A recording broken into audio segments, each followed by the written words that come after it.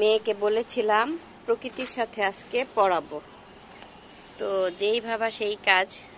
এই যে দেখেন ছাদে, মানে বাকিটা ইতিহাস, সে আর বাদ রাখে নাই, আমাকে সব কিছু নিয়ে আসছে।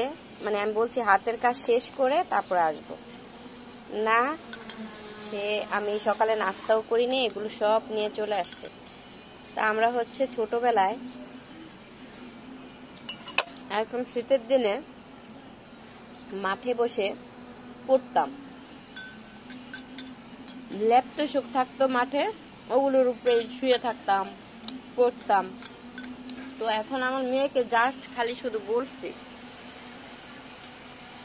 সে এই যে রৌদ্র, এখন তো অত শীত পড়ে নাই, যাই হোক মানে বলতে দেরি, বইলেও মনে হয় পাপ করছি, সে সব নিয়ে আসছে এখানে করবে।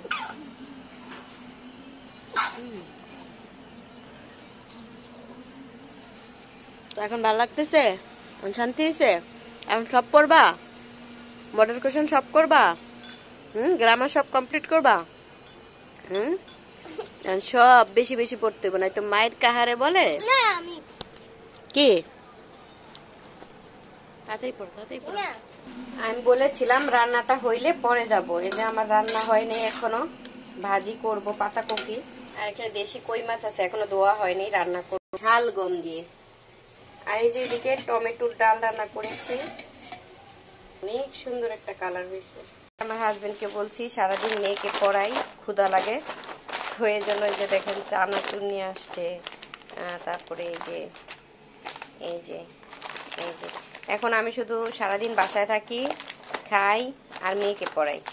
টিচার আছে, টিচারকে বেতন দিই, পড়াই না, কারণ মেয়ে আমার কাছে পড়বে আর টিচারকে এমনিতেই টাকা দিবে। তো আমি হইলো এই পাতাকপিটা ভাজি করি রসুন পেঁয়াজ আর হইলো শুকনো মরিচ দিয়ে, আর আমার ঘরে হইলো মরিচ নিয়ে ঝগড়া হয়, আমি প্রচুর ঝাল খাই, ভাজি হোক সেটা তরকারি হোক, এত ঝাল দেওয়ার পরও আমার হাজবেন্ড বোম্বাই মরিচ আনে, আর সেই বোম্বাই মরিচ নিয়ে ঝগড়া লাগে।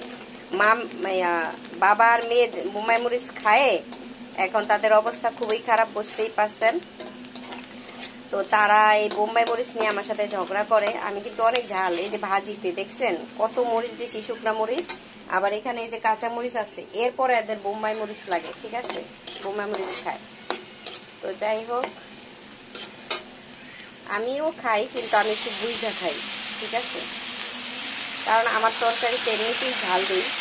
Hello everyone, welcome back to Shahnaz blog. তো আজকে ব্লগটা খুব করতে মন চাইলো, যদি আমার মেয়ের পরীক্ষা মানে করার উচিত না, কিন্তু আমি তো পড়াচ্ছি, তো সব কিছু কমপ্লিট, এখন রিভিশন দিচ্ছে, এখন তার পড়ার সময় নাই। তো যাই হোক ইনশাল্লাহ 2টা পরীক্ষা হয়েছে, খুব ভালোই করেছে, বাংলা গণিত হয়ে গেছে, আলহামদুলিল্লাহ ভালোই দিয়েছে। তো এখন ইংরেজি পরীক্ষা, সবাই দোয়া করবেন। তো পাতাকপিটা আমার ভালো লাগে যখন নতুন নতুন বের হয়, আর পাতাকপিটা না খাওয়াই ভালো, যাদের থাইরয়েড আছে তাদের না খাওয়া ভালো, শীতের সবজি তো খেতেই হয়। তো পাতাকপি, ফুলকপি, সিম, মূলা, এগুলো হচ্ছে থাইরয়েড আর কি, থাইরয়েড বেড়ে যায় পাতাকপি খেলে। তো আমার হাজবেন্ড আর আমার দুজনেরই পাতাকপি পছন্দ না, কিন্তু আমরা শীতের সময় একটু খাই, মানে আমার পছন্দ, আমার হাজবেন্ডের পছন্দ না, কিন্তু সে আনছে, আমি একটু পছন্দ করি, মানে পুরা শীতের মধ্যে 1 থেকে 3 বার খাই, মানে 2-3 বার খাই, এর বেশি খাই না। আর আগের থেকে পাতাকপি আমার পছন্দ না, আর আমার যেহেতু থাইরয়েড আছে আমি ইগনোর করি, সিমটা খাই, ফুলকপি আর পাতাকপি আমি পুরাই ইগনোর করি। ফুলকপি অনেক পছন্দের একটা খাবার, কিন্তু ফুলকপিও আমি আগের থেকে ফুলকপি পাতাকপি এগুলো অত একটা পছন্দ করি না, কিন্তু এগুলো এখন আমার থাইরয়েডের জন্য এগুলো নিষিদ্ধ। তো নিষিদ্ধ হয়েছে, ভালো হয়েছে, এগুলো আমার অত পছন্দ না। ফুলকপিটা আমি মাঝে মাঝে খাই, সেটা যদি হাইব্রিড ছাড়া হয়, ওই যে দেশি যেটা হয় ওইটা হইলে একটু খাই, আর ওরকম একটা খাই না। আর সিমটাও খাই মোটামুটি, কারণ এগুলো থাইরয়েড বাড়ে, তো এগুলো না খাওয়াই ভালো। তো যাদের থাইরয়েড আছে তারা এগুলো ইগনোর করতে পারেন, কারণ এগুলো খেলে থাইরয়েড বেড়ে যায়। দেখি যে আমার মেয়ে কি করে। পড়ো না তুমি, ছাদে আসার জন্য পাগল হয়ে গেছো, পড়ো। আমি বলছি তো, কিন্তু তুমি তো এখন পড়ো না, পড়ো।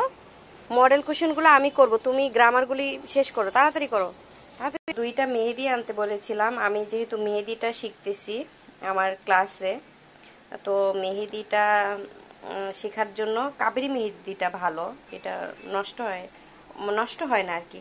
তো এই যে কালকে একটু দিতে নিয়েছিলাম আমি।